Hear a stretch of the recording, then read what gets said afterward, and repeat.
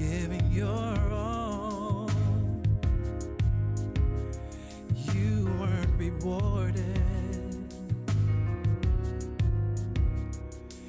Have you ever felt so all alone, without a friend in this world, not even a hand to hold? Well, even when you can't go on, just keep holding on and say, I'm never giving up. I won't throw in the towel. Even if I'm lost, I can still be found. I have a destiny, I know who I'm gonna be. I'm never giving up, nah, nah.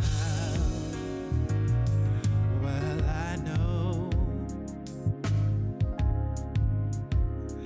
just what you're going through. So many ups and downs, you don't know what to do. Yes, I know. I know how it feels to be filled with doubts that sometimes turn into fear. But I also know that deep inside there's a raging fire that cannot be killed or died. So even when you can't go on, just keep holding on and say, I'm never giving up. I won't throw in the towel. Even if I'm lost, I can still be found. I have a destiny, I know who I'm gonna be. I'm never giving up, not now. Say I'm never giving up. I won't throw in the towel. Oh, I can still be found. I know who I'm gonna be. Yeah. Nah, now I can't stop. I won't stop. Oh, I can't stop. I won't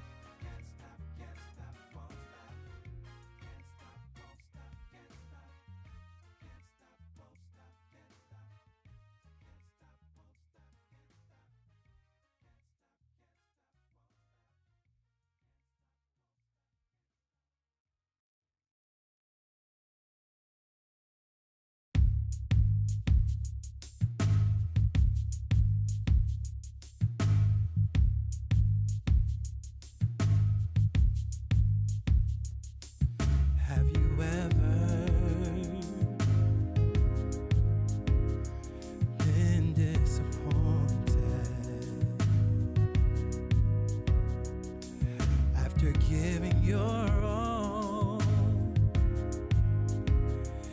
you weren't rewarded. Have you ever felt so all alone, without a friend in this world, not even a hand to hold? Well, even when you can't go on, just keep holding on and say, I'm never giving up. I won't throw in the towel. Even if I'm lost, I can still be found. I have a destiny. I know who I'm gonna be. I'm never giving up, nah, nah. Well, I know just what you're going through. So many ups and downs. You don't know what to do. Yes, I know. I know how it feels to be filled with doubt that sometimes turn into fear. But I also know that deep inside there's a raging fire that cannot be killed or died. So even when you can't go on, just keep holding on and say, I'm never giving up. I won't throw in the towel. Even if I'm lost, I can still be found. I have a destiny. I know who I'm gonna be. I'm never giving up, nah, now. Say I'm never giving up. I won't throw in the towel. Oh, I can still be found. I know who I'm gonna be. Yeah. Nah, now I can't stop. I won't stop. Oh, I can't stop.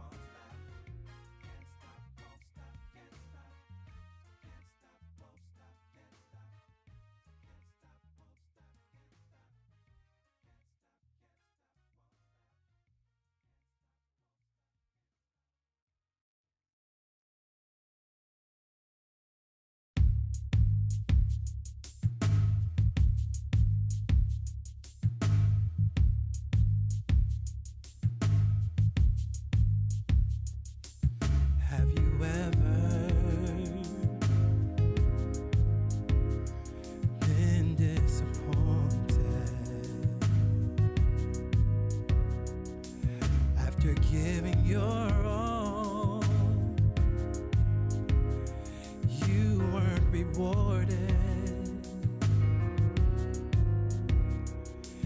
Have you ever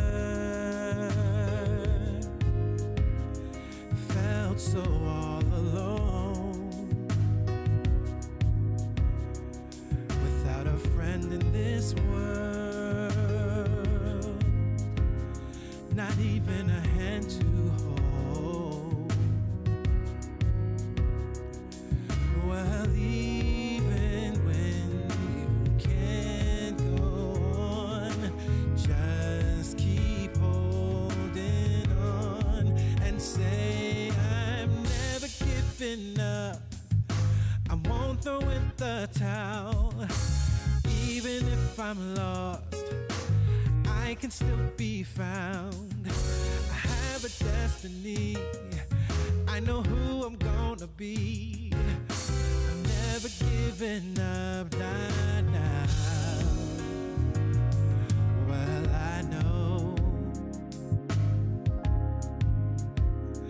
just what you're going through. So many ups and downs, you don't know what to do. Yes, I know. I know how it feels to be filled with doubts that sometimes turn into fear. But I also know that deep inside there's a raging fire that cannot be killed or died. So even when you can't go on, just keep holding on and say, I'm never giving up. I won't throw in the towel. Even if I'm lost, I can still be found. I have a destiny, I know who I'm gonna be. I'm never giving up, not now. Say I'm never giving up. I won't throw in the towel. Oh, I can still be found. I know who I'm gonna be. Yeah. Nah, now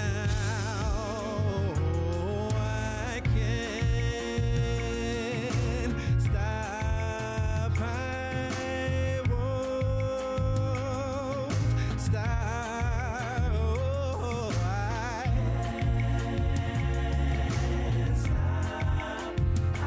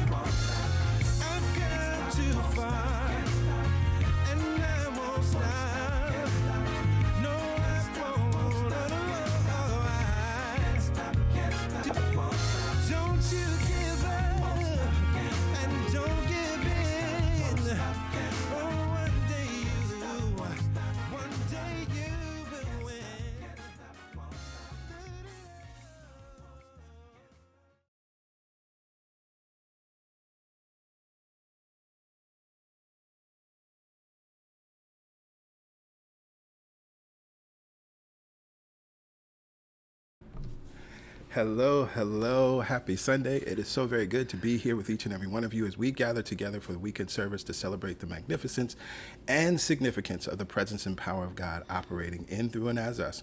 Let us begin as we always do with prayer. And this morning we will be led in prayer by our prayer champion, Reverend Shauna.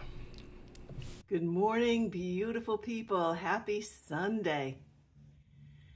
Let's close our eyes and become open and receptive to divine guidance. The guidance that is God, Spirit, Yahweh, Jah, the Infinite, the Creator, the Nurturer, the Transformer, the Universal Mind, from whom we live and breathe and have our very being. This wondrous love is for us and with us and permeates through us and out to every being we encounter. Love for our partners and families, love for our children and pets, love for nature, love for the homeless, love for the hungry, for the disenfranchised and the dismissed, love for the innocents in the midst of war, love for the environment we leave to the not yet born children. That divine guidance clears and lights my way. I listen to the still small voice within me and follow my intuition, trusting that all things are working for our good. Even through the most trying, disturbing, seemingly unconsolable times, divine guidance assures me that all is well. Over and over, situations that baffled me, that I could see no way out of, the light has come, and I've been surrounded by God's love and light, so that my life is full of peace and abundance and reconciliation and health that I know is mine by birthright. Today, our message is transformation through discontent. The music and the meditation engage all our senses to really listen, to use what we hear and learn to go out into the world with purpose, to follow our soul's calling. This is a beautiful day to recognize our oneness with God. I give thanks for these pastors, you all in the SCS community, at those who are joining us for the first time, and those I haven't met. This is a practical spirituality to teach us how to live a life of service, a life of joy, a life of prosperity, a life of interdependence, and a life of empathy. I affirm that all is well, that God is good all the time, and that the arc of the moral universe is long, but it bends towards justice. Let each of us have justice and mercy in our hearts and minds today and throughout the week. I release these words back into the universe, knowing that God already knows what to do and how to do it. Say amen, ashe, and so it is. Yes, yes, yes. Amen. Ashe, and so it is. We are grateful for the affirming words of truth that put our minds where we need to be to think in consciousness, and where our minds are, our lives follow. Well, hello again. Happy Sunday. It is so very good to be here with each and every one of you as we gather together for the weekend service. It is always a joy to be here. It is always a joy to come together in community. It is always a joy to remember what is true. If you are a first-time guest, hello, welcome. We are so grateful that you chose to tap into this vibration that is the Celebration Spiritual Center weekend service. And we encourage you, if you want to shout yourself out in the comments, let us know where you're connecting in from. You see, CSC family is all over. Folks are already tapping in and letting you know where they're connecting in from.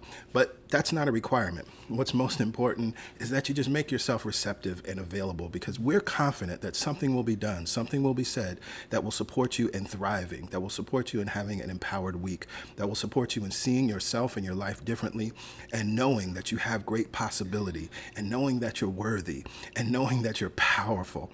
So we again encourage you to open your heart and mind and receive what we are co-creating here together. Now, as a first-time guest, you see here on your screen, this is how you access the digital connection card. And the digital connection card is your way of staying in touch with us and our way of staying in touch with you. All you have to do is text the word welcome to 347-472-1078.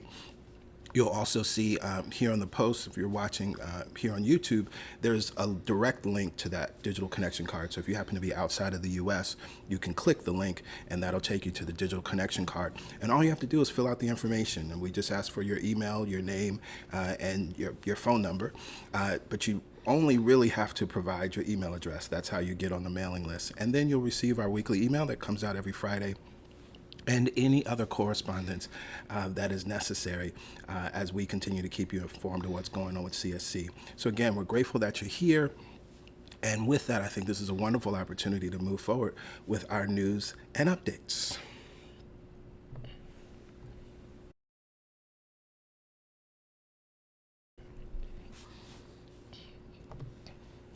Today is the third Sunday, which means it is God Talk Sunday, and this is the opportunity to ask questions. This is the opportunity to go deeper in your learning and understanding of applying new thought, metaphysical principles to your life.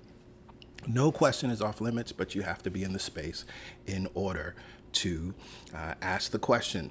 This is a virtual space, so it happens on Zoom, and the link and password is shared with everyone on our mailing list. It's in that Friday email that goes out.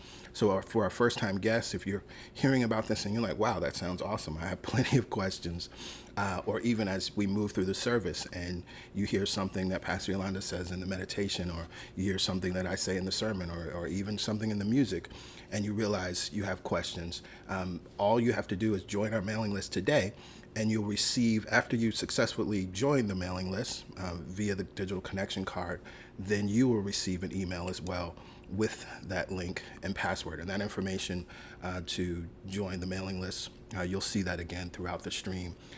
But as we always say, no question is off limits at the God Talk, but you have to be in the space. It happens at 1 p.m. Eastern Standard Time. We're looking forward to sharing with you all in that wonderful space. As a reminder, we will not be having service next Sunday. CSC always closes for the Thanksgiving weekend, and we encourage you to use that time to love on yourself, to spend time with friends and family, whatever that looks like for you, whatever brings you joy. Use that time to do that. Every Wednesday morning, we gather together for the Momentum Prayer Call. It happens at 7 a.m. Eastern Standard Time, and this is a wonderful way to continue the momentum that we create here each and every Sunday, and it's also a wonderful way to start the momentum for your day in the middle of the week. You know, the world has all these different phrases, and hump day, and some people like Wednesdays, some people don't, but we get to be intentional about our Wednesday by starting it with prayer. And as I said earlier, where our mind is, our life will follow. And that's the goal of prayer. It is a definite movement of mind in a definite direction to accomplish a definite end. That is affirmative prayer, which is the prayer that we practice here at CSC. And so we pray affirmatively, we have a reading, and then we move on with our day. It's really wonderful. But we know that you may not be able to join live, and that's okay. Every prayer is recorded, and you can use the playback number you see here on your screen and the access code and listen to the most recent prayer anytime, 24/7, and we trust that you will make good use of that whenever you need to tap into the vibration of prayer outside of the call on Wednesday morning. Now, if you have a prayer request, we encourage you to send that prayer request to prayerchampions@celebrationsc.org. Your request will be received by Pastor Yolanda, myself, and all of our prayer champions. Collectively, we are holding the highest knowing for the entire community. Collectively, we are always praying with you. But we recognize you may have a specific request. We recognize that you may want to submit a request on behalf of someone you know, a loved one, a colleague. It does not matter who it is. And we are happy to stand with you in that definite knowing, in that absolute knowing. And then we encourage you to let us know when the prayer is answered. Let us know how the prayer is answered. We know that prayer works, and it is always wonderful to hear the ways in which prayer is working in, through, and as your life and the lives of those you care about. Each month, we're highlighting a sermon series. As we are 10 years old and we have so many different series that speak to the conditions of life and the conditions of the world. And this month, we're highlighting this series from 2015, I believe. I think it's February, but definitely 2015. Unconditional Living. Powerful series that supports us in knowing that it's possible to thrive in the midst of all conditions, that it's possible to maintain peace in the midst of all conditions. It's kind of a pet peeve of mine, but I see it so often all across social media, these fake deep posts about protecting your peace. If you are at peace, there's nothing to protect, because it is. It would be like you're saying you're protecting your name. Your name is what it is. You don't have to protect it. It is your name. And so people that are talking about and writing about and posting and memeing about protecting their peace are not living unconditionally. They have not learned that possibility. And this series supports you in living unconditionally, so that you do not have to protect your peace, but actually the peace that you are. Every environment you walk into conforms to the peace that you are. Every interaction you enter into conforms to the peace that you are. And that's what unconditional living is all about. You can go to our YouTube channel and check out that series. It is absolutely powerful and I think necessary when we think of so many things that are happening in our world and in our lives. It's hoodie season, and so we have some new hoodie designs in our store. You can go to celebrationsc.org/shop and grab the color and the vibe that looks good to you. And of course, as we are in the season of gratitude with Thanksgiving, the Grateful hoodie is a new design that we have available for you. Make next year your best year ever. I'm excited to let you know that the Best Year Ever course is available, and it's available to start now. It's in the Multi-Manifestor app, which you can download on the Google Play Store or the Apple App Store. The Best Year Ever course is a course designed to help you enhance your life, to achieve your personal and financial goals, and experience your best year yet. Now, I could talk about how wonderful the class is, but the best thing to hear is the experience of students who have taken this class. I've been teaching this since 2014 and have supported hundreds of students in experiencing powerful transformations and literally having their best year ever. One student writes, I manifested a full-time position with benefits, working where I love, doing what I love, with people I love. I'm so grateful. It works, and always for your good. Keep visioning. Another student says, my dream seemed so far-fetched at the time. How do I even begin to work towards it? My work with PG helped me break it all down, step by step, with spiritual tips and tools, along with gaining a strong belief in what is possible for me. And another student writes, as someone who does personal development, I was hesitant to join. I thought to myself, I got this, I'll figure it out. I'll just read the books on my own. While the information was valuable, the process was valuable. And I know how hard it is to hold ourselves accountable to a process. That's why I create them for others in my work and allowed Pastor Greg to create and hold the space for me. And I think that's one of the very important things about why we take classes and why we do this together in community. I say community plus accountability equals success. And that's what the Best Year Ever course provides. The cost is only $97. It includes a bonus of 3 live Q&A Zoom sessions with me so that you can ask any questions and go deeper in the lessons. There is a book requirement, which is the 30-day mental diet, and all of the course material, it's in the app. You can move through it week by week. And the first Q&A session has already taken place. That recording is there, so you can watch that and continue to move forward. The next Q&A sessions, there will be one in December and one in January. I also want to flag, because I know that in the past we've always taught these classes live, and so there's always sort of an official start date, and then if you miss the first week, you're kind of lost, right?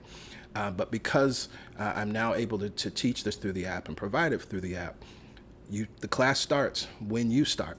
So you don't have to wait. Someone had sent me a message the other day, and I realized other people may have the same idea, that she was concerned that she had missed the first live Q&A. That doesn't matter, because you can continue to ask questions. There's a community space in the app. You can ask questions. You can post video questions or type out your questions. And again, all the recordings are there.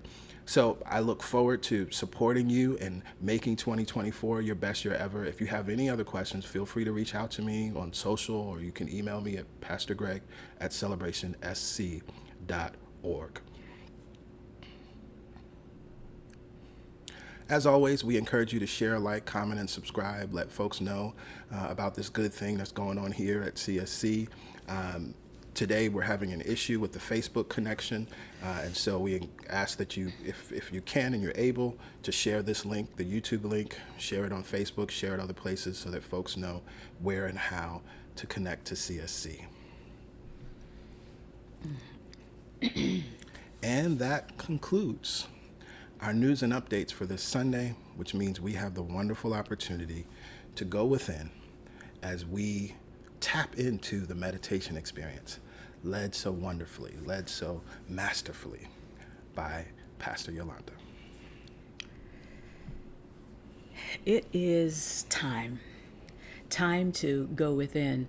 A Course in Miracles says that we can hear God, I'm paraphrasing, from a quiet mind. And that makes sense, because when we are looking at what's happening in the world, or even our personal experience, we're listening from our thoughts, consciously or unconsciously, of fear, doubt, worry, unworthiness, whatever it is, lack, limitation. And we're not aligning our mind and our heart with God. You know, this past week I had some challenges with my health, and I found myself living outside of my peace and not connected to that mind. My mind was spinning on all the things that I thought should be happening and aren't happening, and on it went.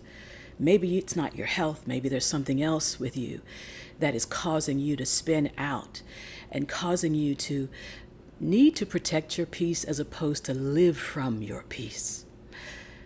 God comes to a quiet mind. And it doesn't mean that there's no thoughts moving. It just means that the preponderance of your thought is centered with God. A Course in Miracles also said that the thought that brought me back to my awareness of my connection when I was spinning out. And God thinks otherwise. And so when I'm in this place of discord or disbelief or fear, doubt, and worry, I'm not thinking in alignment with God. The moment this thought came to my mind, everything that I had been thinking, and God thinks otherwise about you, about your life, about the thoughts that you've been carrying that keep you in worry, doubt, and fear. God thinks otherwise. And why is that important? It's a beautiful reminder and connection to our affirmative thought this month. My mind and heart are centered in God. My mind and my heart are centered in God. Because that's the only way I'll remember that God thinks otherwise. That's the only way that I realize that there are some irreconcilable beliefs happening at the same time. My beliefs, worry, doubt, and fear, and God's knowing. So let's bring ourselves back to God's knowing. Let's bring our mind, our heart, and center it in God. From this place, let's go ahead and prepare. Let's look around the room and notice where we are. We're not in the past, worrying or fearful or doubting our ability. We're not in the future either, worrying, doubting our ability. We're right here in this loving embrace we call community. And we are safe. From this knowing of safetiness, go ahead and prepare your body. Make sure you're seated in an upright and comfortable position. Palms nice and easy, relaxed on the tops of the thighs, shoulders relaxed over the hips, creating a nice long line of energy. There's no constriction of it. It's just nice and easy. It's nice and easy flowing from the crown of our head down to the soles of our feet, from our root chakra all the way up through our crown chakra. Just feel that for a moment and allow your eyelids to close. And this is where the experience begins. We've removed our focus from the external, and we're taking our focus internal, where our mind and heart can be centered in God. And we notice the breath. Anytime we're in our thoughts and we remember that God thinks otherwise, we come back to the breath and let that energy of God flow through us. So let's just notice the breath for a few rounds.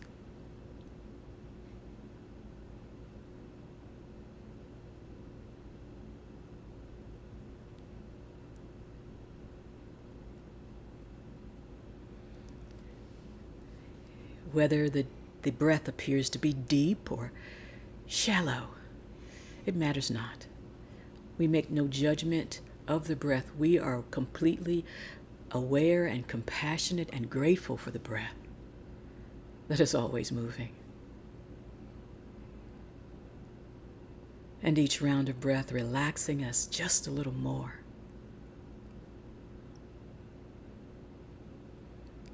And now let's take conscious control of the breath and send our focus, our awareness, our attention into the low belly. And as we drop the breath deep into the low belly, we feel grounded even more. Inhale together now, expanding for a count of 4.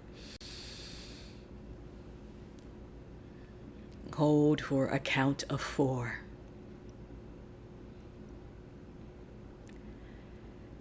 Open the mouth, relax the jaw, release whatever is preventing your mind and your heart from being centered.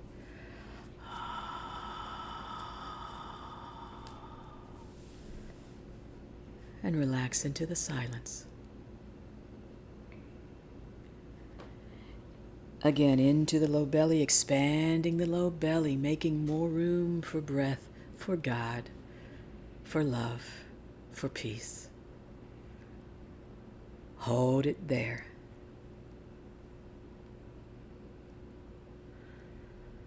And relax the jaw, sigh it out, count to 4.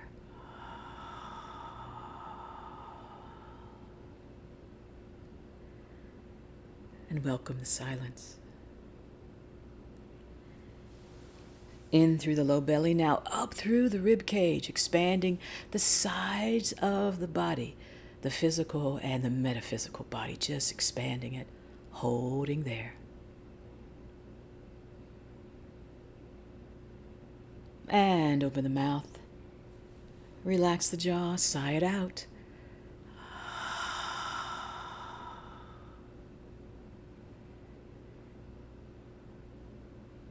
In through the low belly, up through the rib cage, expanding the sides, the front, and the back of the body, letting that breath just take up more space in you. Hold it there. Open the mouth, relax the jaw, and without collapsing the body, sigh it out.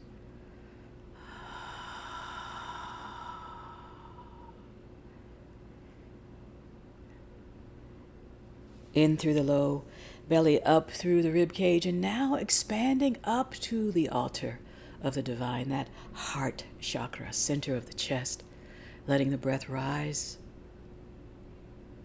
and holding for 4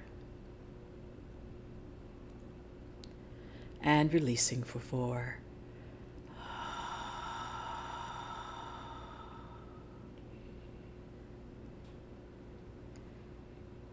In through the low belly, again, up through the rib cage, up through the heart, connecting each component of the breath, holding it when you reach the top.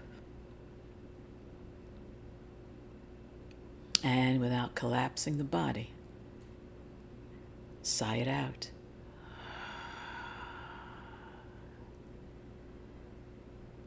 and enjoy the silence. And now let's connect all three parts of that breath to one smooth flow of breath and energy. Breathing in and all the way up.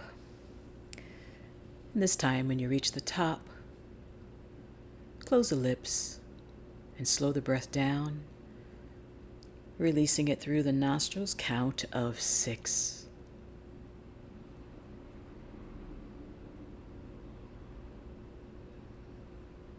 And silence. Let's take a few rounds of this deep breath, smooth breath in and all the way up. And closing the lips when you're ready, exhaling through the nose. For this will be our form of breath work, in and out through the nose. Allowing each round to relax you more, connect you more, and bring you more of the awareness of God in your mind and heart.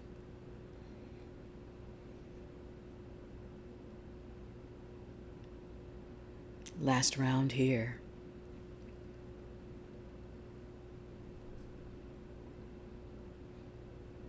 Beautiful. Now let's take this energy of relaxation and quiet and connection into our feet. Maybe you raise the heels or wiggle the toes wherever you find yourself seated. Noticing the energy underneath the arch of the foot. Stop the movement, relax the feet into the earth and beyond. Letting the grounding and the safety of your feet and the energy underneath your feet hold you. And now sending that energy up through the soles of the feet, across the ankles. Relax the ankles.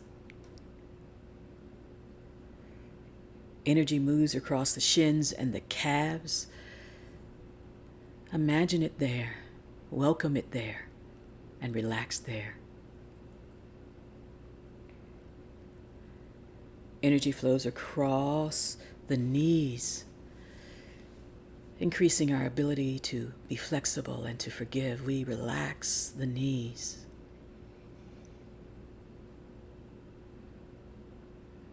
Energy and focus and love and peace flow across the thighs, the glutes, and the hamstrings.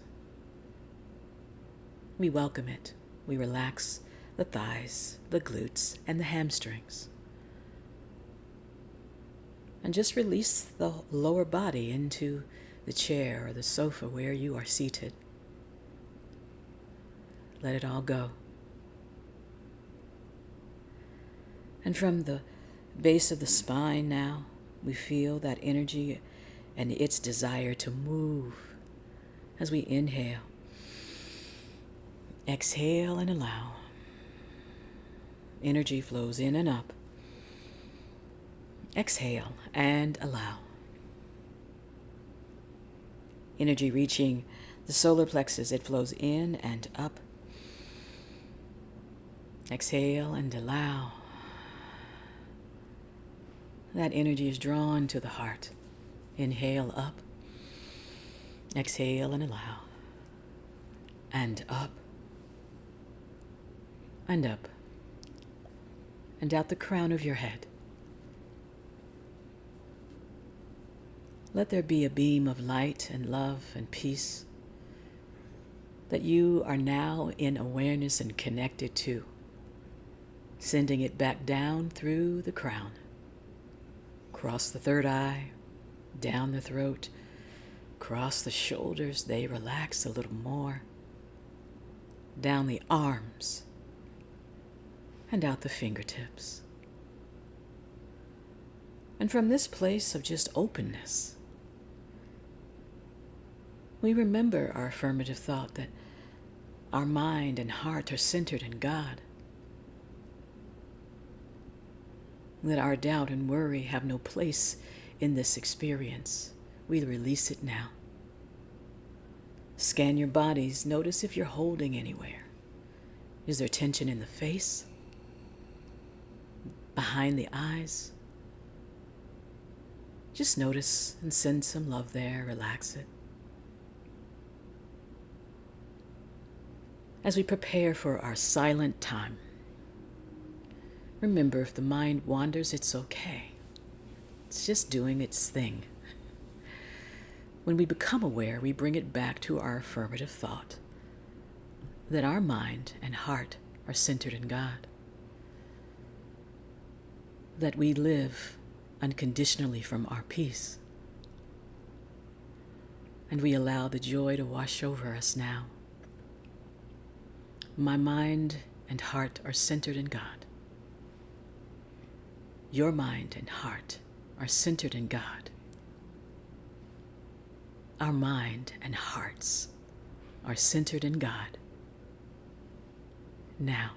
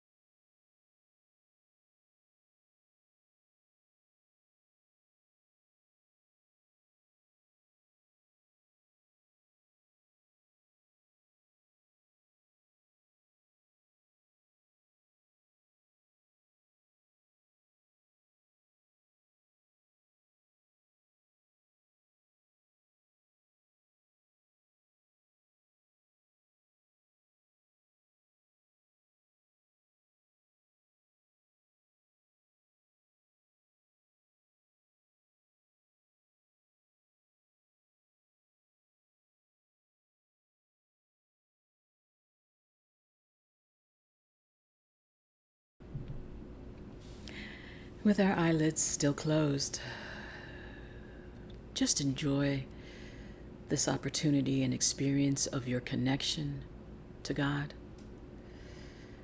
With our eyelids still closed, we let go of the warring mind, the roaring mind, the mind of worry, doubt, and fear, and remember that our mind and heart are centered in God.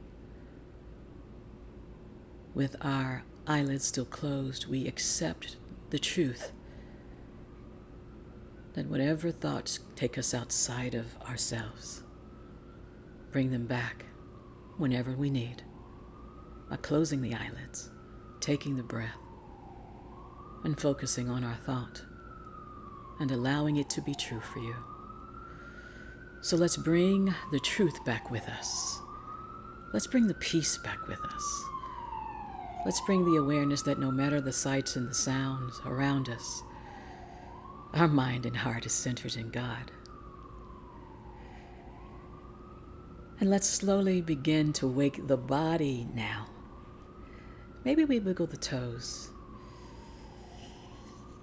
raise the heels, just nice and gentle waking, as if you're waking from a nice, easy, glorious nap, peaceful nap. The palms are making contact with the tops of the thighs now. And inhale together, draw the shoulders up by the ears. Exhale as we release the shoulder blades back and down, sending the heart forward, where we know we are safe. Inhale. Shoulders up by the ears, elongating the spine. Exhale as we release the shoulders back and down. And one last time. Inhale up. Exhale as we release the shoulders. Nice and easy back and down. Bring the palms together at heart center. And bow the chin towards the fingertips. And we take it nice and easy here. We notice the breath flowing across the hands, the fingers, as we inhale and exhale. We notice the beating heart. We notice the opening at the base of the neck and all the way down the spine. And from this connected, peaceful place, we allow the eyelids to open nice and easy. And we give ourselves the opportunity to have a soft gaze, a soft experience of seeing the world. And together we inhale, raise the chin, raise the gaze. Hold it there, soft gaze. Release the breath. And maintain the peace. Namaste.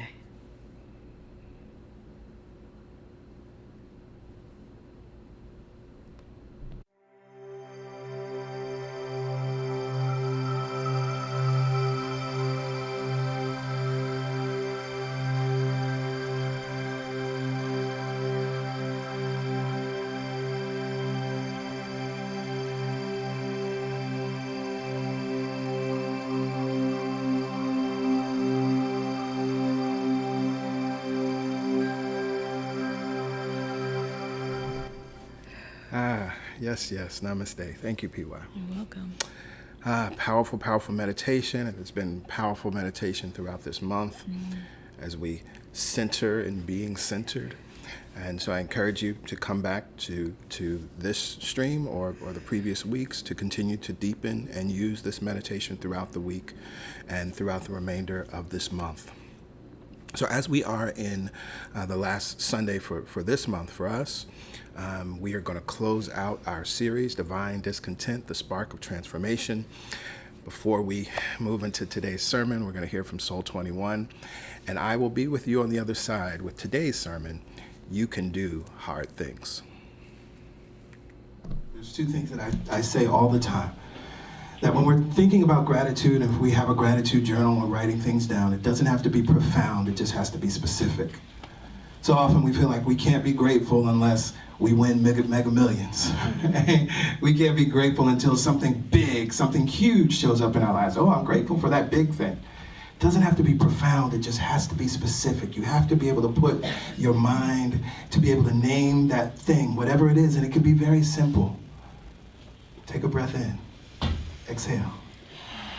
Are you grateful for that? Yes. Do you realize that in the moment that you just took that breath in, you didn't have to worry about or calculate the billions of people that are on the planet and will there be enough for everybody else if I take this breath in?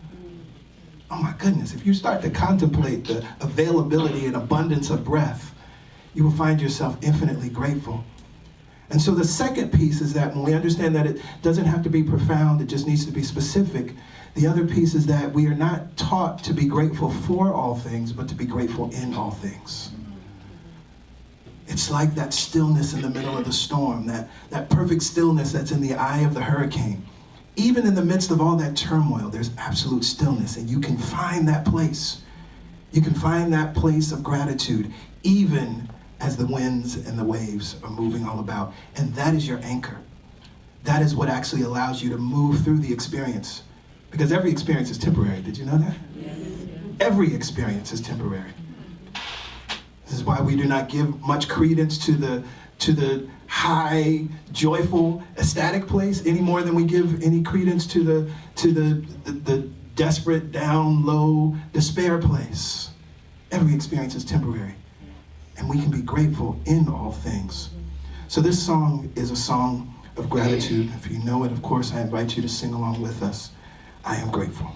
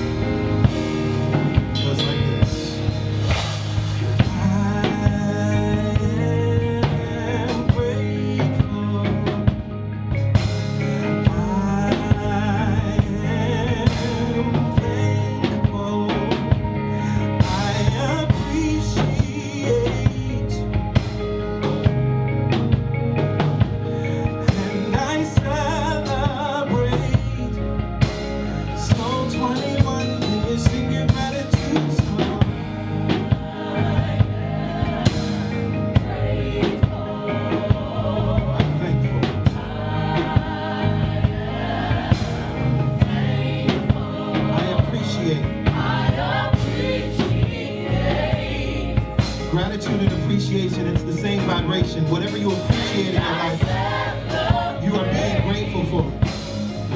I am grateful.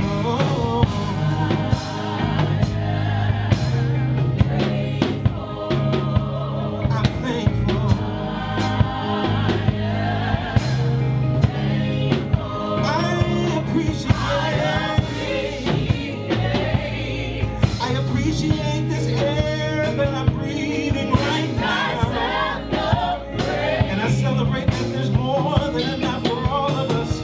I'm grateful.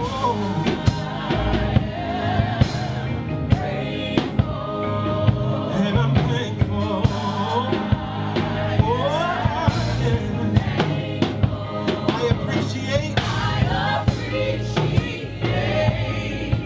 I appreciate everyone of you.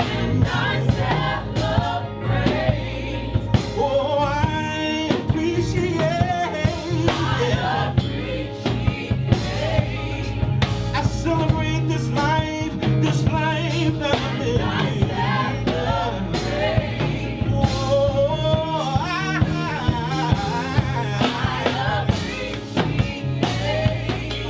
my heart is full of gratitude.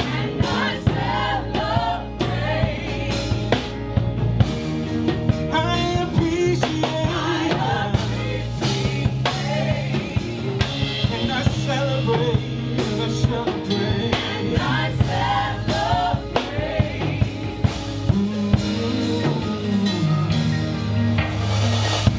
And so it's out of a grateful heart and a grateful mind that we have a grateful life. What you focus on expands. That's just the truth of life. That's the law. And so I guarantee if you put your mind and your attitude on gratitude, your life will begin to outpicture the very things that you have specifically found that you can be grateful for in this moment. Tennis. Grateful heart. Grateful heart. Grateful mind. Grateful life. Grateful. Grateful heart. Grateful mind. Grateful life.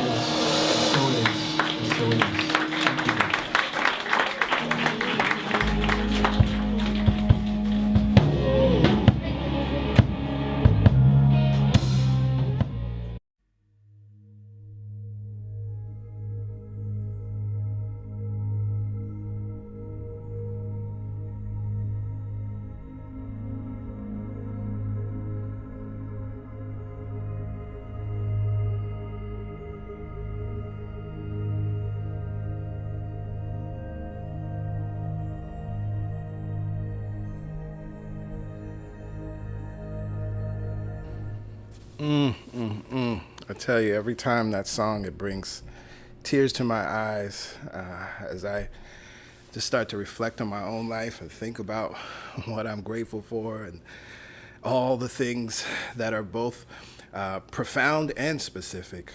I am so very grateful. Thank you, Soul 21. Thank you, CSC Band. So very grateful for each and every one of you. So very grateful for that song. And so I want to tap in and move into today's sermon because I have a lot to share. Very powerful. Fasten your seatbelt and get out your pen, your pencil, your paper for your notes, your phone, however you're choosing to take notes, because there's some good stuff here. But of course, before we get into the sermon, I want to review where we've been because that's very important. We started with week 1 with the sermon Breakout, recognizing that divine discontent, when it shows up in our lives, it is a call to break out of a pattern. Now, we talked in the first week, we looked at it at the global scale and the individual scale, right? That we understand that there are patterns of injustice and inequality all over the planet, and particularly as the world is focused on Gaza right now, there's an opportunity to break out of that pattern, right? And that's what the call is for. Those of us that are calling for a ceasefire, those of us that are calling and naming the genocide a genocide, calling and naming apartheid apartheid. It's an opportunity to break out of that system. But just as we can recognize it in governments, just as we can recognize it in nations, just as we can recognize it on a global scale, it is also absolutely true in our own lives. And so we know that as it is always a call to break out of a pattern, the unwanted gives birth to the wanted. And as Willis Kinnear writes in the 30-Day Mental Diet, contentment can only spring from discontent. In week 2, last week, my divine invitation, we looked at the idea inspired by my mentor, Reverend August Gold, who would teach and talk about moving to the bigger pot, that there's a growth experience that happens. And just as a plant must be moved into a bigger pot, so we must be. And so we look to those who are experts in plants and to an article, 4 Signs That Your Plant is Begging for a Bigger Pot. And we looked at how that relates to our own lives when things fall apart. We looked at the living alarms when unwanted diagnoses and things are showing up in our lives, overwhelmed and being burnt out, or when life starts to get stale and stagnant. All of these are divine discontent moments. And just as a plant needs to outgrows the pot that it's in, so we also outgrow experiences that we are in consciousness. And when the discontent shows up, that's actually the signal. And so the opportunity then is for us to accept that divine invitation, welcome it in, so that we welcome in the change, so that we welcome in the transformation. Now, the title of today's sermon, it may have sparked something for you. It may you may know the source of it because it is inspired by a popular quote from the author Glennon Doyle. The quote, "We can do hard things," is from her book titled Untamed, and it was released early in the pandemic and became very popular at the height of the pandemic. In addition to being an author of multiple books, she's also a host of the podcast, We Can Do Hard Things. Now, the book Untamed is a memoir, and it's really all about Glennon Doyle's experience with divine discontent, an experience that led to a life-altering transformation. In one synopsis, we read this: Glennon Doyle was dead set on becoming the perfect mother, partner, Christian, and writer. She'd completely forgotten to ask herself, is this really what I want? And then she fell madly in love with a woman while still in her marriage to a man. And Doyle was forced to unlearn everything she'd been programmed to believe about living a good life and start listening to her intuition instead. That intuition helped her build a new life full of love, family, inspiring work, and activism. A life that, for the first time, truly fit with who she was. And so it's important to have stories like this that demonstrate to us what the path of moving from discontent, from unwanted to wanted looks like. But unfortunately, many times we read those stories as though that person is special. We read those stories as though that person were unique and I could never do those things, but wow, they're so brave. Wow, They're so courageous. But again, the opportunity, these stories exist and we read them and we can watch them and you could probably go down a rabbit hole on YouTube of various stories because it's showing us what's actually possible for ourselves. And so today, on this Sunday, I'd like to say the same words to you that Glennon Doyle writes from a deep inner knowing. You can do hard things. Now, what today's sermon will answer is the why and the how. Why you are able to do hard things, and how exactly do you do those hard things. And so this sermon would actually be a Reimagine the Bible sermon, right? It's not part of a Reimagine the Bible series. But this is definitely a Reimagine the Bible sermon because we're going to look at a very widely used, a very widely misused scripture that is taken from the letter of Paul's in the letter to the Philippians. And what's interesting about this letter, first, from a biblical scholarship perspective, this is one of the authentic letters of Paul. So if you did not know, there are the disputed and undisputed letters of Paul. And there are many of the letters that are in the canonized Bible, the New Testament, Second Testament, that many scholars and most of us believe and agree that Paul didn't write them, right? This is not new. In the same way, there in the book of Isaiah, there are three different clear sections of that book. The first section was written by the prophet Isaiah. The other two weren't. They were written by the school of Isaiah, right? Those that were writing in their name. This is something that is common to that world, to the ancient Near East. We see that in the writings of the Greek philosophers as well, Plato, Socrates, etc. But this is an authentic letter. So we're hearing the voice of Paul. It's also interesting to emphasize that this is a letter. It's a letter to a church that he helped to establish, a church at Philippi. And I say that because I think we give these scriptures sometimes more weight than they really should have. Yes, they can be instructional. Yes, they can be beneficial. Yes, they can open our eyes to something. But at the end of the day, this was a letter from a pastor to one of his congregations. Just if I wrote a letter to all of you, and there may be something powerful, there may be something beneficial, there may be something in that letter that thousands of years from now, some other people could find benefit from, but we need to put it in its proper place, right? And so this letter is, again, there's a scripture that's widely quoted, widely used, and unfortunately misused. It's Philippians 4:13. I can do all things through Christ that strengthens me. You all know it. I see it everywhere all the time over social media. I see people put Philippians 4:13 in their Instagram bio. And I say it's misused because people tend to use and think of that scripture as meaning I can accomplish all things through Christ that strengthens me. Taking that to mean I can accomplish big things through Christ that strengthens me. I can accomplish any goal through Christ that strengthens me. And that is absolutely not what Paul was writing in this letter. And it's interesting because this part of the letter, he's closing the letter. This is near the end of the letter.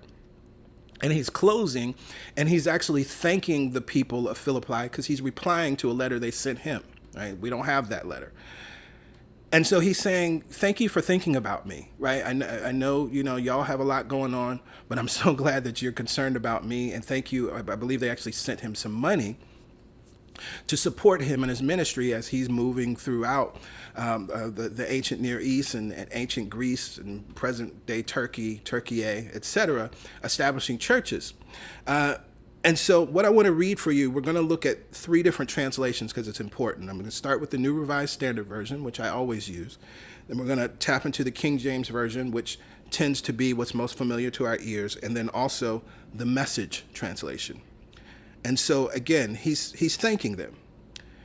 We start at verse 10. I rejoice in the Lord greatly that now at last you have revived your concern for me. Indeed, you were concerned for me, but had no opportunity to show it. So again, he's saying, thank you for being concerned about me. I know y'all were always thinking about me and concerned, but you just didn't have the opportunity in the past. So thank you for expressing that. And he goes on, he says, Not that I'm referring to being in need, for I have learned to be content with whatever I have. I know what it is to have little, and I know what it is to have plenty. In any and all circumstances, I have learned the secret of being well fed and going hungry, of having plenty and of being in need. I can do all things through him who strengthens me. So see, context is so important. You cannot just post Philippians 4:13 without the context that comes before, right? Now we hear it again in the King James Version. I'm starting at verse 11. Not that I speak in respect of want, for I have learned in whatsoever state I am therewith to be content. I know both how to be abased and I know how to abound.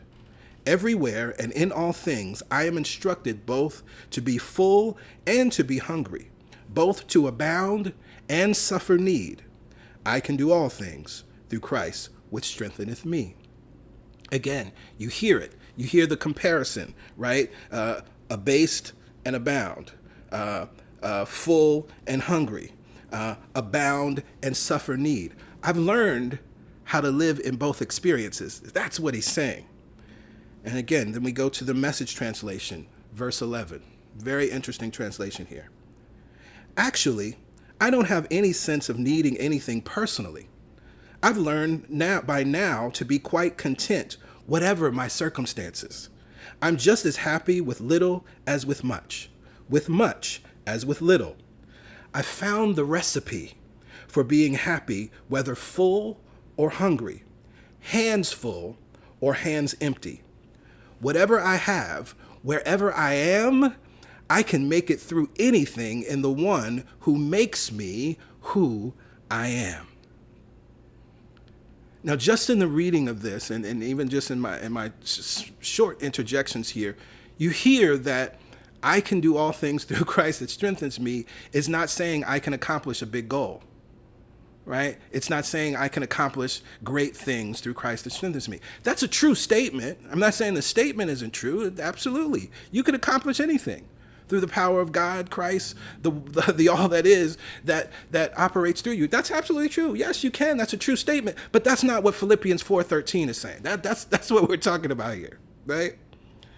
And interestingly enough, Philippians 4:13 is echoing what Glennon Doyle says. When Glennon Doyle says, we can do hard things, and I'm saying today, you can do hard things, it's because of what Paul is saying. Now, if you go for a literal translation, like take every word of the Greek, what the translation of that line 4:13 would be is, for all things I have strength in the one strengthening me. So again, it's not about doing things. It's not about accomplishing things. It's not about goals or dreams. Again, true statements, but that's not what this is about. It's talking about the different states of life that we may find ourselves in, and particularly as we're talking in this month about discontent.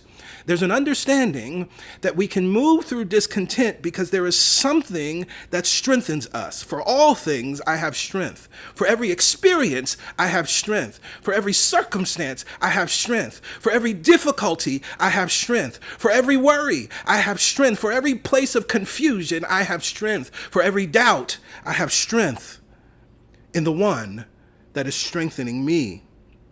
What Paul writes here from his place of inner knowing is the secret to contentment. Here, Paul gives us a clue to why we can do hard things and how to do hard things. And so breaking down the scripture even more, we're going to look at three things: the strength to transform, divine invulnerability, and finally, doing hard things. So the strength to transform. In the New Revised Standard Translation, we read, him who strengthens me. In the King James Version, which again is most familiar to our ears, Christ which strengtheneth me. And then the Message Bible takes a departure. It says, I can make it through anything. Oh, Lord have mercy, that excites me.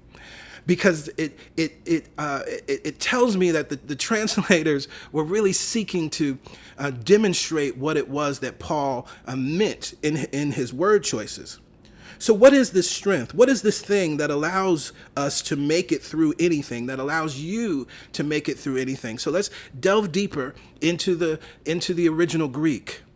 I can do all things. Now, because it's translated into English as do all things, that's why most people think I can do all things through Christ that strengthens me, right? I can start a business through Christ that strengthens me. I can have a beautiful family through Christ that strengthens me. I can achieve this goal. I can achieve that goal. I can do this wonderful thing. I can do that wonderful thing. But the word that's translated as do, the word in Greek is iskuo. And it means to be strong or have power. And when we read in the concordance and in the lexicon to understand, to deepen our understanding of what iskuo means, that again is just translated into English as do, we read this: embodied strength that gets into the fray, i.e., engaging the resistance. For the believer refers to the Lord strengthening them with combative, confrontive force to achieve all that God gives faith for. That is, facing necessary resistance that brings what the Lord defines is success. So again, this idea of I can do all things, it's saying that I have been given this almost supernatural strength that supports me in this case it says facing the necessary resistance, that supports me in facing the unwanted, that supports me in facing the difficulty, that supports me in facing the discontent. That's why I can do all things, because there's something that makes me strong. Iskuo, to be strong, to have power. And then when we get to verse 13, who strengthens me, there's a new word here in the Greek. Endunamoo is the Greek, and it means to empower, that which intensifies, sharing power or ability, properly to impart ability or to make able, to be empowered. So this thing, I am strong and have power to move through these difficult things because there is something that empowers me. There is something that I'm actually sharing power with, that I'm tapped into the power that this thing is. This is what makes discontent divine. And I want you to hear this. Lord have mercy.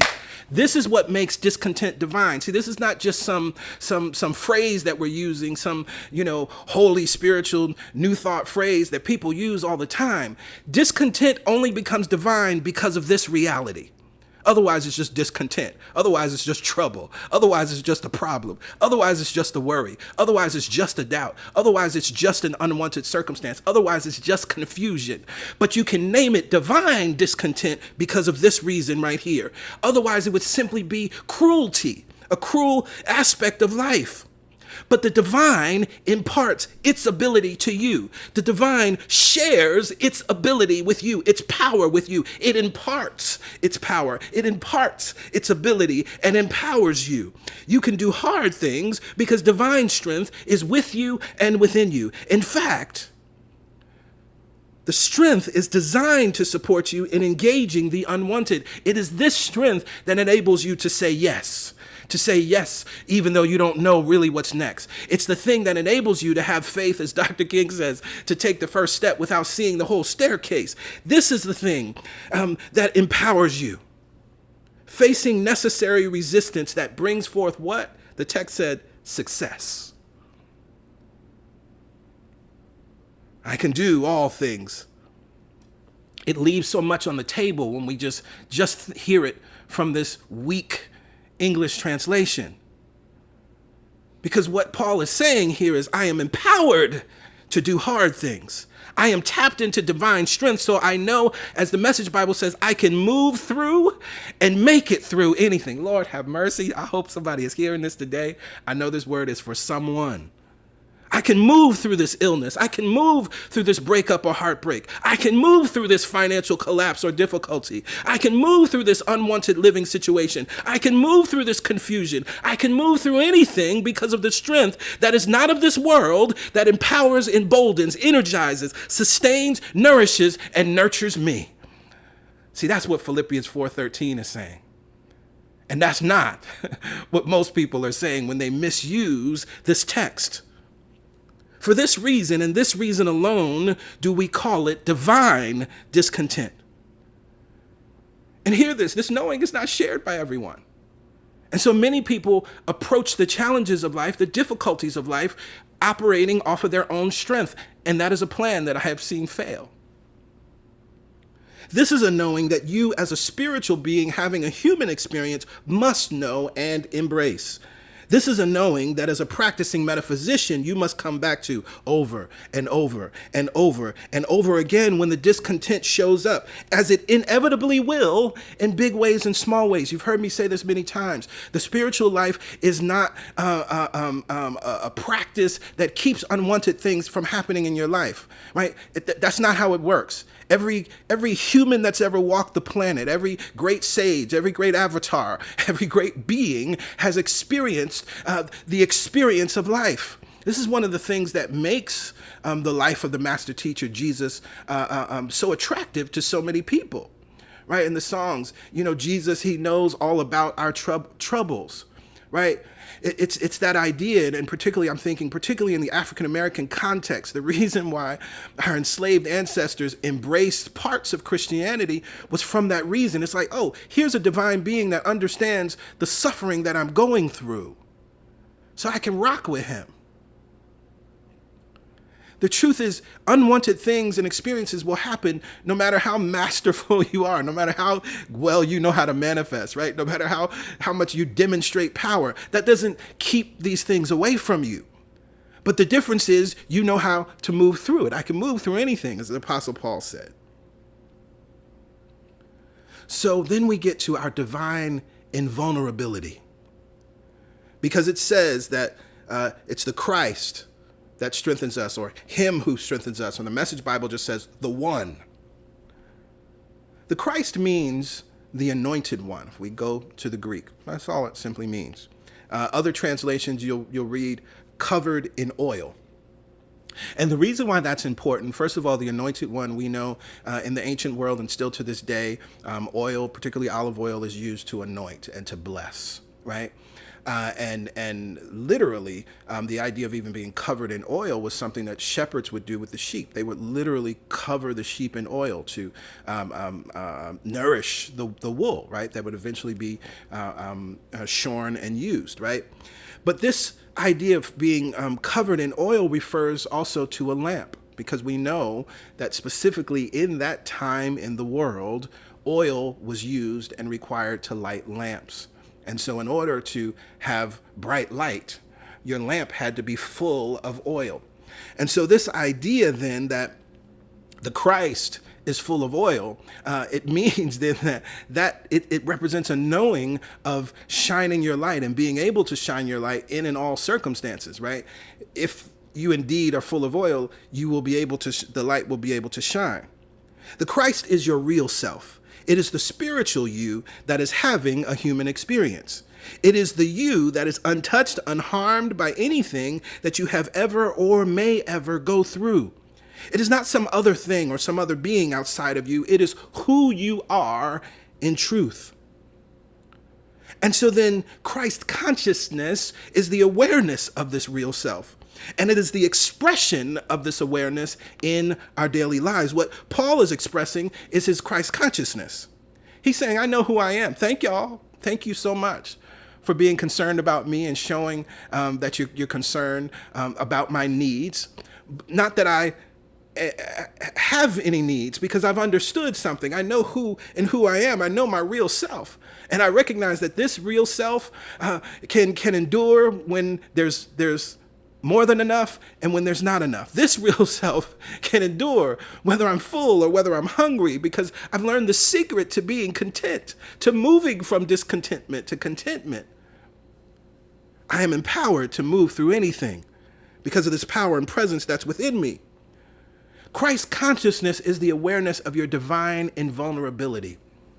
Invulnerability is a word that we get, and I learned through studying A Course in Miracles. Right? It writes often about, all throughout the text, this idea of invulnerability, and it's related to invincibility, but different, right? And in one portion of the text, in chapter 11, this is section 6, the same curriculum, we read this in the text, The recognition of your own invulnerability is so important in the restoration of your sanity. For you, if you accept your invulnerability, you are recognizing that attack has no effect. And this is, again, what Paul is writing in his letter. He's come to the understanding that I've accepted the power and presence that's operating in me. I've accepted my divine invulnerability. Therefore, whatever experience I'm in, it has no real effect on me. I'm going to move through this thing. And again, this is why I love how the Message Bible translates it so beautifully. Whatever I have, wherever I am, I can make it through anything in the one who makes me who I am. I've accepted who I am, my invulnerability. I've accepted my divine invulnerability. I've accepted my Christ consciousness, and I live from that place. And living from that place, I can make it through anything. I'm invulnerable to the winds and waves of life. I'm invulnerable to the challenges in truth, because my real self cannot be hurt or harmed. I think this is so wonderfully demonstrated in the telling of Jesus' reaction to Judas, who betrayed him and shows up with the soldiers to arrest him. Standing in his awareness of his divine invulnerability, not because he was special, but simply he endeavored to make use of the reality that's available to all of us, he says to the soldiers and to Judas, "Come, friend." This is the acceptance of the divine invitation that I talked about last week. I welcome the discontent that continually wells up from within me, for I recognize it as the divine urge to express the purposeful activity of life. I invite and accept from infinite intelligence a greater desire and ability to express its active nature. Come, friend. See, having an understanding of our strength to transform and our divine invulnerability is the only way one could ever affirm these words. It is the only way someone could say, "Come, friend," to an unwanted diagnosis. It's the only way that someone could say, "Come, friend," to loss and heartbreak. It is the only way that one could say, "Come, friend," to the myriad of challenges, problems, and difficulties that come in this life. Because you know who and what the Christ is, and you are operating in Christ consciousness. That the Christ is not some being, person that lived thousands of years ago. It is a reality that lives in, through, and as you now.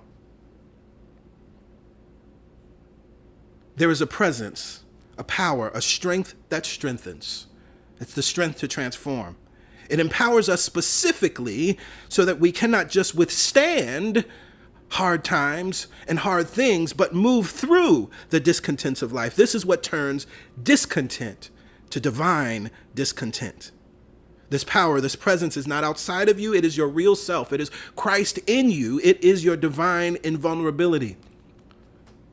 So then we ask the question, how do we use it? How do we do hard things? And there's something specific that we read in each translation. In the New Revised Standard, we read, "I have learned." In the King James Version, "I am instructed." In the Message Bible, "I have found the recipe." You see, learning requires study. Learning requires coming into contact with knowledge. Learning requires coming into contact with truth, not just once, not just twice, but over and over and over and over and over and over and over and over again. Learning requires practice. At the practical level, this is why, and particularly in New Thought, why we place an emphasis on taking classes. This is why we have so many books and read so many books, and why we, PY and myself, teach in the way that we do. And then we must put what we're reading and learning into practice by practicing. You will make mistakes. You will forget. You will stumble. You will think you know, only to find out you don't really know. You will succeed in one area and fail in another. This is the way it works. And this is why I said we got to come into contact with knowledge and truth over and over and over and over and over and over and over again. And so you will know that you have learned something by your demonstration of it. I know that I've shared this with you all before. It's something that my mentor taught me ages ago when I was a teenager. And I come back to it often because he asked me, "What's the definition of learning?" Or how you know that you've learned something? I said, oh, well, you study it, you take a test. If you get a good grade, then that proves that you've learned it. He laughed. And he said, no, that's not it. He proceeded to tell me a story. He said, there's a man walking down the street and he comes across an alley and decides to go down the alley. As he proceeds down the alley, a fierce, ferocious rabid dog is there barking and foaming at the mouth and starting to charge towards him. The man quickly turns around, runs away, and runs to safety. The next day, he's walking down the same street, comes to the same alley, and goes down the alley again. The dog is there again. The man hasn't learned anything. And what he was teaching me there is that learning is really about the demonstration through our actions, right? Taking a test, memorizing things, that's not learning. As I said, you will know that you have learned something by your demonstration of it. And one of the things that's interesting for me when we think about this in the spiritual sense, you almost don't realize it. It's like the difficulty comes and there's something within you that automatically responds that's counter to the way the rest of the world would respond, right? You can look and remember, wait, I would have cussed somebody out in that situation, and I didn't have access to the cuss, right? The come friend is what rose up. You go to the doctor and you receive a diagnosis, and while it's definitely not something that excites you, while you're definitely not happy about it, there's something within you that even in the midst of that unwanted thing, there is a peace be still within you. It's because of this practice. It's because of this study. It's because of the practical ways in which you have continued to bring yourself to knowledge and truth over and over and over and over again. You will know that you have learned something by your demonstration of it. And outside of this practice and this learning, there's a deeper level. So I want to take you to a reading from Lessons in Truth, Dr. Emily Cady. This is in the first lesson. She writes this: every person must take time daily for quiet and meditation. In daily meditation lies the secret of power. No one can grow in either spiritual knowledge or power without it. Practice the presence of God just as you would practice music. No one would ever dream of becoming a master in music except by spending some time daily alone with music. Daily meditation alone with God focuses the divine presence within us and brings it to our consciousness. The command, or rather the invitation, is come away by yourselves and rest a while, Mark 6:31. And it is the only way in which you will ever gain definite knowledge, true wisdom, newness of experience, steadiness of purpose, or power to meet the unknown, which must come in all daily life. Doing is secondary to being. When we are consciously the truth, it will radiate from us and accomplish the works without ever running to and fro. If you have no time for this quiet meditation, make time. Take time. Watch carefully, and you will find that there are some things, even in the active, unselfish doing, that would be better left undone than you should neglect regular meditation. Emily Cady wrote this in the 1890s, y'all. And I don't care how you cut it or which way you slice it, you can't get away from this. She's very specific and deliberate. You can't get outside of this. And this is the deeper level. This is that piece, that part that's beyond what we can do on the external, right? The study, the learning, the taking classes, even the practicing out in life, all of that is external, doing, and necessary. But there is an internal piece that is actually where, as she writes it, no one can grow in either spiritual knowledge or power without it. And so I was reminded, and I encourage you all to go back to, in March 2021, the Deep Roots series. And that was a series where I was answering the question as we were moving into the first full year of the calendar year of the pandemic. What are the things that we need to focus in on 2021, right? To ground ourselves and to be successful. How do we deepen our roots, right? We must pray, meditate, appreciate, and rest. And so in that second sermon, I Go Within, it was focused on meditation. And what I said there is that we meditate so that we can see clearly. We meditate for strength and vitality. We meditate to access the divine within us. We meditate to know that we are divine. We meditate to create our own certainty. And meditation is the path to joy. So again, I encourage you to go back to that, to deepen your awareness as you're hearing and understanding this reality. There are many different modalities of meditation. You can use whatever modality you choose, but it's important that you learn to tap into this vibration of meditation, to practice the presence. It is through the practical and the spiritual that you are able to do hard things. The truth that has been deposited in you will rise up to meet the new challenges of your life. The truth within you will have you saying, "Come, friend," instead of "Why me?" The truth within you will remind you that you are not now or ever will be a victim of the experiences of life. But you understand that whatever this unwanted thing is that's showing up, out of this discontent, you can get to contentment.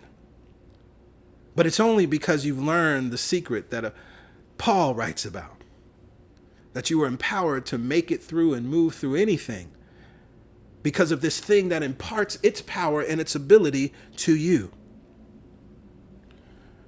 Glennon Doyle wrote, "We can do hard things." Thousands of years before, Paul wrote, "I can do all things. I am empowered to move through anything." Thousands of years before that, Lao Tzu echoes the same awareness, the same knowing in verse 29 of the Tao Te Ching. Sometimes you're ahead and sometimes you're behind.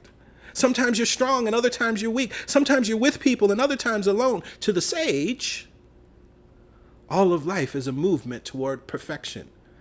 The root of that word is wholeness.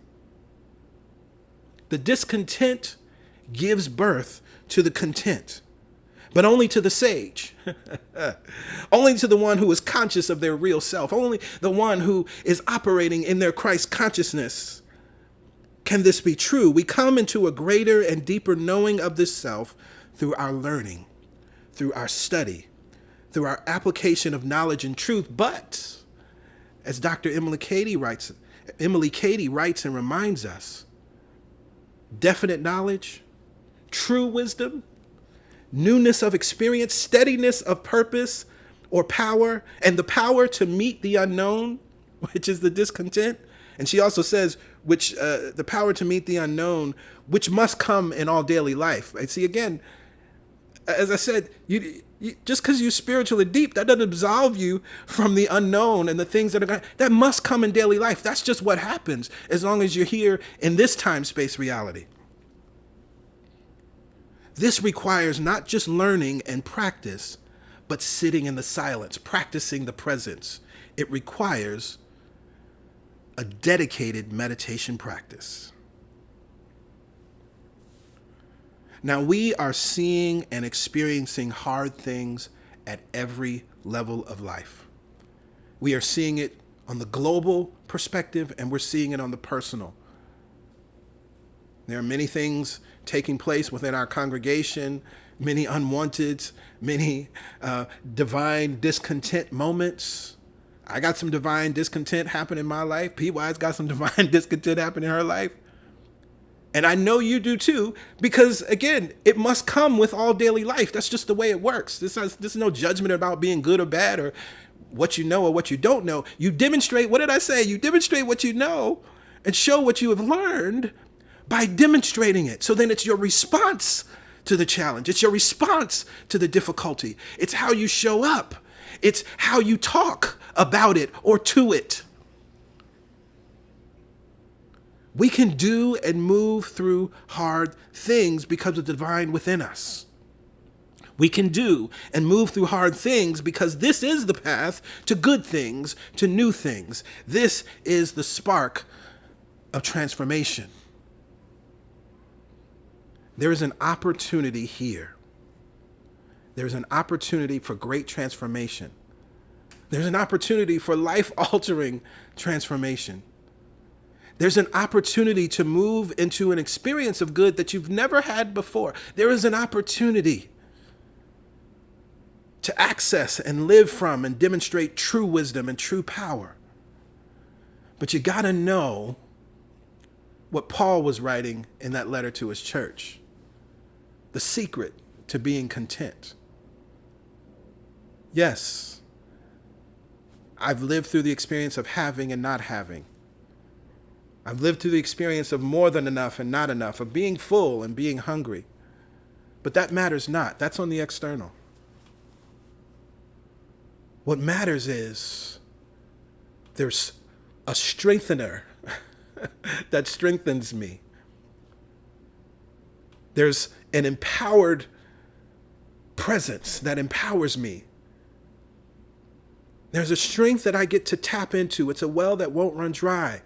And there's more than enough strength for me and more than enough strength from you.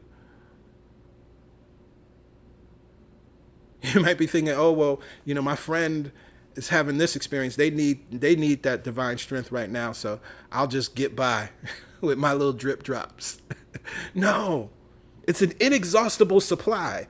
It's one of the things that I love about one of the definitions of the word Lord, as it's translated as Yahweh. And Yahweh means the self-existing one, which means that it's never diminished. It gives and gives and gives and never runs out. And as it gives, again, it's not like I have 10 coins, and so I give you one, and then I have to go get another coin to get back to 10. This mystical reality that is the ground of all being, the all that is, Atman, Brahma, God, source, it literally gives, and there's still 10 there when it gives you a coin, and there's still 10 there when it gives her a coin, and there's still 10 there when it gives him a coin, and there's still 10. It doesn't deplete. And this thing empowers us all. This thing strengthens us all. So no more are we afraid of discontent. And we now call discontent and the unwanted and the challenges and the problems, we call it divine discontent because we understand that the divine is present right here and right now. And that divine is strength. You can do hard things.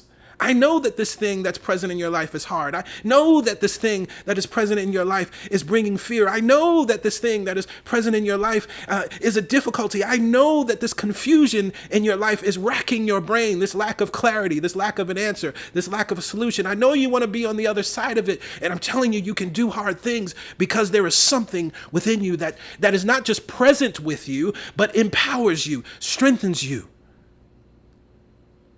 And not the strength to just endure, right? Not the strength to suffer. See, that's another misapplication of divine power. It is the strength to get to the other side. Lord have mercy. It is the strength to move from discontent to contentment, to move from sadness to joy, to move from pain to peace, to move from confusion to clarity. I'm so grateful and thankful for this word. I am so grateful and thankful for this series, for this deep knowing. It is now up to you. You have the information. You have the inspiration. Everything that you need is always and has always been provided. How you move through the unwanted in your life will be determined by how you make use of this truth and this reality. Use it wisely, use it lovingly, and prosper. For this truth, I am so very grateful. And to this truth, we say amen, ashe, and so it is.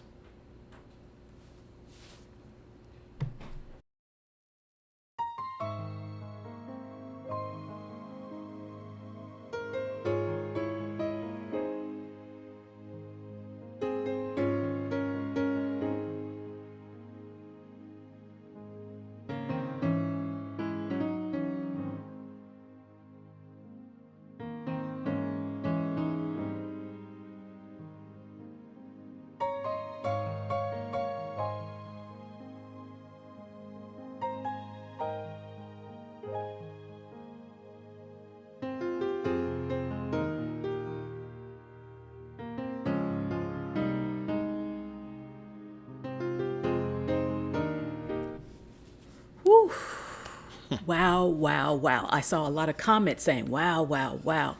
Today, I'm not going to say much. I'm just going to say you have been given the recipe for why and how you can do hard things. Nothing else needs to be said. It's right here for you. Once you remember this, once you understand it, and it was masterful breakdown of something that we all probably misunderstood. Now that you've been given the information, now that you understand how to apply it to your life, go forth and do likewise. You can do hard things, and you've been given the recipe.